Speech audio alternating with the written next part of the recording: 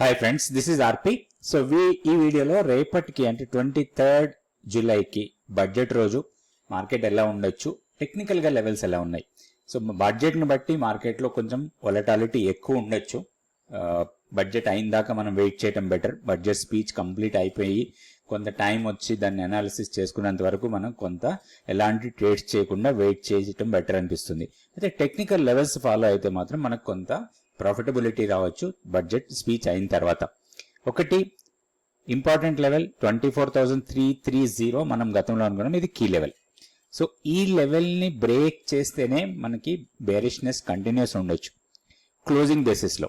అయితే వన్స్ ఈ level break చేసి డౌన్ సైడ్కి వచ్చి 24,100 దగ్గర సపోర్ట్ తీసుకుంటే మాత్రం క్లోజింగ్ వచ్చేసరికి మళ్ళీ 24,330 కన్నా పైన క్లోజ్ కావచ్చు ఈ లెవెల్ దగ్గర సపోర్ట్ తీసుకుంటే. ఈ లెవెల్ సపోర్ట్ తీసుకోకపోతే మాత్రం ఫర్దర్గా డౌన్ సైడ్కి వెళ్ళొచ్చు. 23,800 వరకు కూడా డౌన్ సైడ్కి రావడానికి అవకాశం ఉంది. సో హైయర్ సైడ్లో మనకి వన్స్ బడ్జెట్ తర్వాత పాజిటివ్ మొమెంటం ఉండి బుల్లిష్గా ఉంటే మాత్రం ఫస్ట్ రెసిస్టెన్స్ 24,630, దీన్ని బ్రేక్ చేస్తే మాత్రం షార్ప్ ర్యాలీ ఉండొచ్చు టువర్డ్స్ 24,900 వరకు.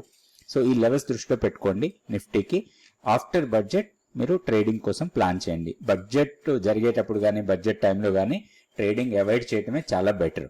నెక్స్ట్ బ్యాంక్ నిఫ్టీ లెవెల్స్ చూద్దాం. సో బ్యాంక్ నిఫ్టీలో ఈరోజు మన కీ లెవెల్ దగ్గరే సపోర్ట్ తీసుకుంది. మన కీ లెవెల్లో మార్పు ఏం లేదు, 51,970 కీ లెవెల్.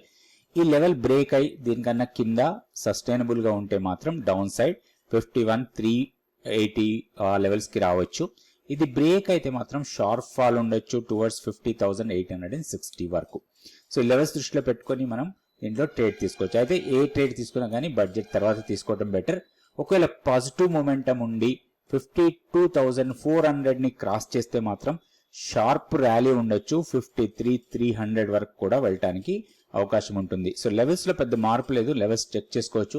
అయితే వన్స్ పాజిటివ్ మొమెంటం ఉండి బడ్జెట్ తర్వాత పాజిటివ్ మొమెంటం ఉంటే మాత్రం స్ట్రాంగ్ ర్యాలీ ఉండొచ్చు. కాబట్టి దాన్ని దృష్టిలో పెట్టుకొని మనం ట్రేడ్ ప్లాన్ చేసుకోవాలి. నెక్స్ట్ ఈరోజు స్టాక్ ఫ్యూచర్స్ లో చాలా వరకు షార్ట్ కవరింగ్ కనిపించింది.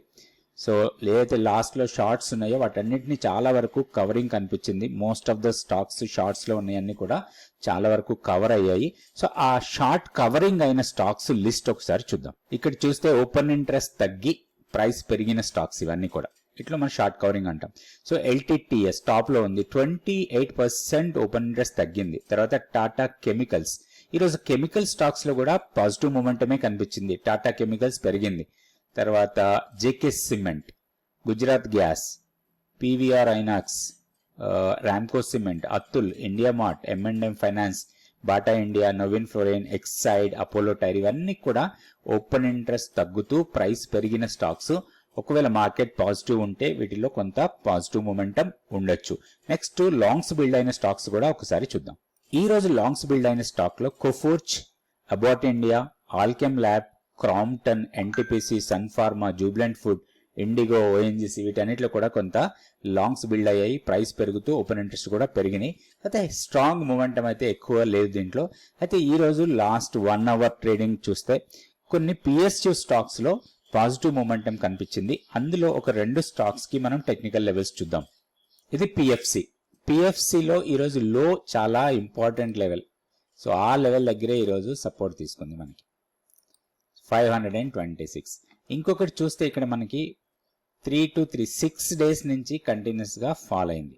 6 ట్రేడింగ్ డేస్ మనకి నెగిటివ్ గానే ఉంది.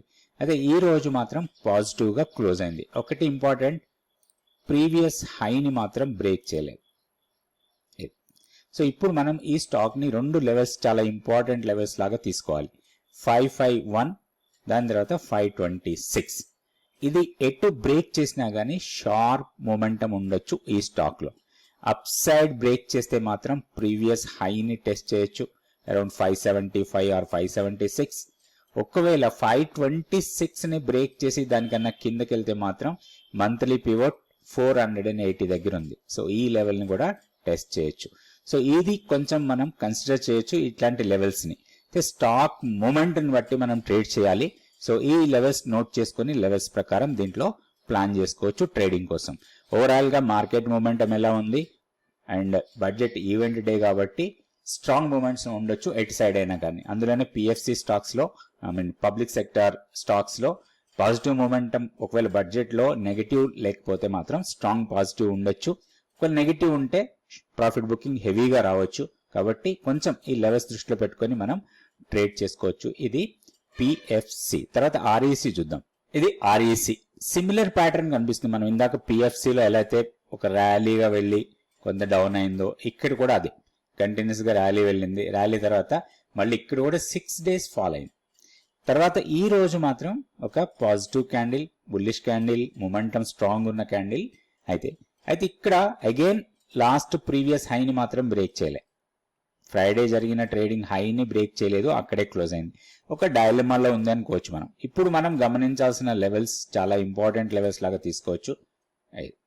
సో 590, దాని తర్వాత 620. సో 620ని బ్రేక్ చేసి పైకి వెళ్తే మాత్రం ప్రీవియస్ హైని టెస్ట్ చేయొచ్చు, 645 ఆర్ 650 లెవెల్స్. ఒకవేళ 590ని బ్రేక్ చేసి కిందకి వస్తే ఇమీడియట్ సపోర్ట్ 577 దగ్గర ఉంది. ఇది చాలా ఇంపార్టెంట్ లెవెల్. వన్స్ ఈ లెవెల్ బ్రేక్ అయితే మాత్రం షార్ప్ ఫాల్ ఉండొచ్చు టువర్డ్స్ 513 ఆర్ 515 లెవెల్స్. ఎందుకంటే మధ్యలో ఎక్కడా కూడా మనం టెక్నికల్ గా సపోర్ట్ లెవెల్స్ లేవు. ఆల్మోస్ట్ మనకి మంత్లీ పివోటే మనకి టెక్నికల్ సపోర్ట్ లాగా ఉంటుంది. మధ్యలో 550 దగ్గర 50 డిఎంఏ ఉంది, కానీ ఈ ఫాల్ ఏదైతే ఉంటుందో అది షార్ప్ ఉంటుంది, దాన్ని కూడా బ్రేక్ చేసే అవకాశాలు ఎక్కువ ఉంటాయి. సో స్టాక్ ని మానిటర్ పెట్టి బోత్ వేస్ మనం ట్రేడ్ చేసుకోవచ్చు. ఈవెంట్ తర్వాత ట్రేడింగ్ ప్లాన్ చేసి ట్రేడ్ చేసుకోవాలి. ఇది ఆర్ఈసి. రేపటి వీడియోలో మళ్ళీ కొన్ని stocks Nifty, bank Nifty levels చూద్దాం. తెలుసు ప్రతిరోజు నేను కొన్ని స్టాక్స్ కి టెక్నికల్ గా లెవెల్స్ చెప్తున్నాను. నిఫ్టీకి లెవెల్స్, అదేవిధంగా bank Nifty levels.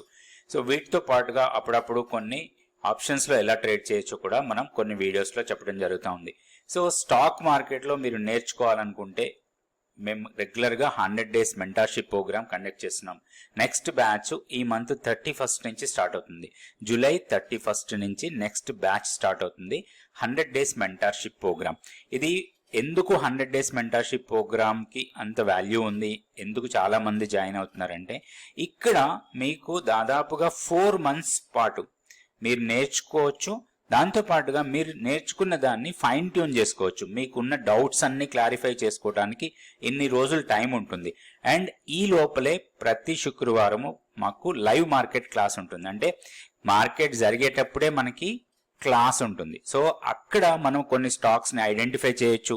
Next week లో, 10 days లో, 15 days లో మొమెంటం లో వచ్చే స్టాక్స్ ఏంటి, వాటిని సెలెక్ట్ చేసుకొని వాటికి ట్రేడ్ ప్లాన్ తయారు చేసుకొని మనం ఎక్కడ ఎంట్రీ కావచ్చు, స్టాప్ లాస్ ఎక్కడ పెట్టుకోవాలి, మనకి ఎక్కడ ప్రాఫిట్ బుక్ చేసుకోవాలి, అదేవిధంగా లాంగ్ టర్మ్ లో ఎలాంటి స్టాక్స్ ని మనం సెలెక్ట్ చేసుకోవచ్చు. కొంచెం long term maybe 6 months, 1 year time frame లో 25%, 30% రిటర్న్స్ ఇచ్చే స్టాక్స్ ని మనం ఎట్లా ఐడెంటిఫై చేస్తాం, ఇవన్నీ నేర్చుకోవడానికి మీకు ఈ 100 days మెంటర్షిప్ ప్రోగ్రామ్ చాలా యూస్ఫుల్ గా ఉంటుంది. ఇంట్రెస్ట్ ఉన్న వాళ్ళు తప్పకుండా జాయిన్ కండి. ఇతర వివరాల కోసం ఇక్కడ ఉన్న వాట్సాప్ నెంబర్ ని కాంటాక్ట్ చేయండి.